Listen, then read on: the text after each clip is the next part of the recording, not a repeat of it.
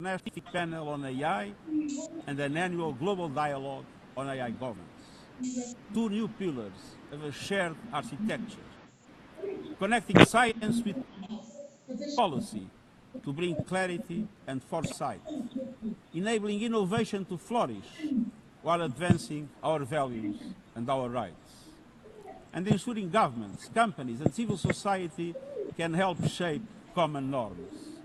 We must build on these mechanisms and close the capacity gap. All countries must be able to design and develop AI, not just to consume it. I have proposed voluntary financing options to build AI computing power, data, and skills in developing nations. No country should be locked out of the digital future or locked into systems it cannot shape or trust. And governments must lead with vision, and companies must act with responsibility. And we, the international community, must ensure that technology lifts up humanity. So let us choose cooperation over fragmentation, ethics over expediency, and transparency over opacity. Technology will not wait for us, but we can still choose what it serves. So let us choose wisely. Fifth and finally, to meet all these goals, we must choose to strengthen the United Nations for the 21st century. The forces shaking our world are also testing the foundations of the United Nations system. We are being hit by rising geopolitical tensions and divisions, chronic uncertainty, and mounting financial strain.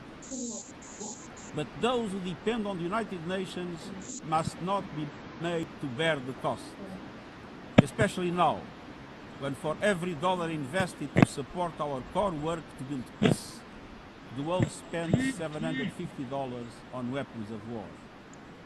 This is not only unsustainable, it is indefensible. In this moment of crisis, the United Nations has never been more essential. The world needs our unique legitimacy, our convening power, our vision to unite nations, to bridge divides and confront the challenges before us. The Pact for the Future has shown your determination to build a United Nations that is stronger, more inclusive, and more effective. That is the logic and the urgency of our UN80 initiative. We are moving swiftly and decisively. I put forward concrete proposals, a revised budget for 2026 that strengthens accountability, improves delivery, and cuts costs. Practical reforms to implement mandates more effectively and efficiently with greater impact. And ideas to spark a paradigm shift in the structure of the UN and how its parts work together. Most of these decisions rest with you, the Member States, and we will move forward in full respect of the established procedures. Together, let us choose to invest in a United Nations that adapts, innovates, and is empowered to deliver for people everywhere. Excellencies, my overriding message comes down to this. Now is the time to choose. It's not enough to know what the right choices are. I urge you to make them. I grew up in a world where choices were few. I was raised in the darkness of dictatorship, where fear silenced voices and hope was nearly crushed. Yet, even the bleakest hours, especially then, I discovered a truth that has never left me. Power does not reside in the hands of those who dominate or divide.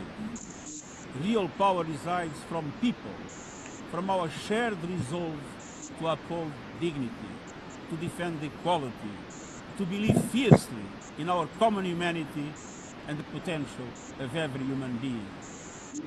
I learned early to persevere, to speak out, to refuse to surrender, no matter the challenge, no matter the obstacle, no matter the hour. We must and we will overcome.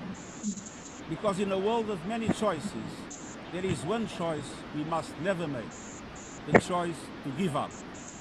We must never give up.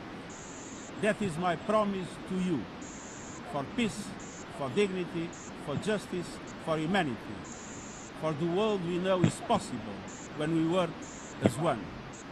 I will never, ever give up. Thank you.